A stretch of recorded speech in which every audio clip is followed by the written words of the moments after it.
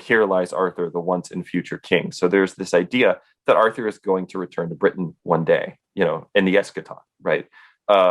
He becomes the once and future king. He becomes the seed that falls to earth or goes over the sea, to the margin. So he's going to spring up in that unlooked for place. And I think it's the fact that it's not just the Antichrist that's on the margin, but it's also the Messiah, the messianic figure that goes to the margin. So that when you reach there, you hit the Antichrist first, but then Christ is also there, right? Yeah. He's filled all things with himself. Yeah, that's the image of Christ moving from east to west that you find in Scripture, like that. Like lightning, the moving from east to west. Yes. That it's, and this is like the final. This is the final image. Is the idea that somehow all of these things will participate in the eschaton in some transformed way, and it's hard to totally understand it. We can see it, like we can have a little glimpse of it. I think in the conversion of Rome is a place where we can have a glimpse of it, where as Rome was Antichrist, Rome destroyed the temple, Rome persecuted Christians, the emperors did all of that. But then in a strange turn, that new has to be nonetheless made out of the gathering in of everything together. And so there's like a destruction and a recreation, but that return to potential and that bringing together of a new body has to be made out of that which was there before. Like there's a difference. Of course there's a difference. There has to be. But the fact that they look like each other, makes it difficult, I think, makes you understand why in Scripture there's this sense in which even Christians will be duped by Antichrist. Right. Because it's going to look like the resurrection. He says, even if it were possible, he would deceive, even if it were possible, the elect. Right. It's the idea that a lot of people, and of course, this is why, St. John in his letter to his spiritual children, he's warning there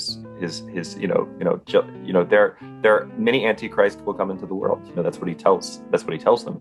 He's saying, listen, these antichrist figures are going to pop up and people are going to say, oh, there's Christ. Oh, there's Christ. Oh, there's Christ. Right. And that every time somebody says that, you have to just be still, because when Christ, people will know, there won't be any ambiguity about it, right? So this is interesting to me because one is, I think that it's the difficulty in telling the difference between these two things that is why some Christians get hung up on the idea of universalism, because there is this sense in which all the margins are accounted for, but there's also the sense in which there will be some things that will be outside the walls of the city and sort of perpetually, eternally, forever outside the walls of the city. Some things can't be integrated. Yeah, one of the images of the New Jerusalem in Revelation, it says that all the glories of all the nations will be gathered into the New Jerusalem. Yeah. It's that's a beautiful way of understanding. It's like all that which is glorious of all the stories will be gathered into that final image. But then there's also things that won't be gathered in, there are aspects which will,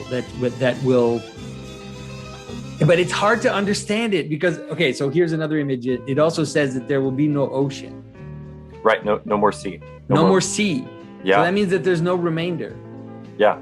So I don't totally understand it. I mean, obviously I can't understand it, but it's like this image of, on the one hand, this image of the New Jerusalem, because there are these images where it says that there are things that are outside, like with the dogs, and there's all these images of what is outside of the New Jerusalem.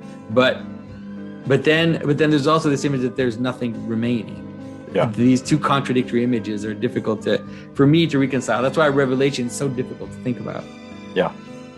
So this idea of the principality who's cut off and returns, right? Obviously, you have Arthur.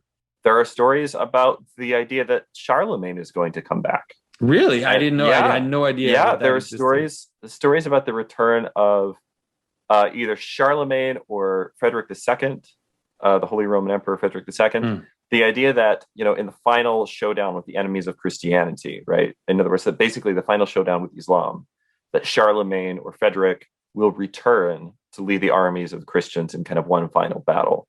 As the pattern breaks down, there is in that breakdown a promise that it's going to return inevitably, because it's what holds the world together.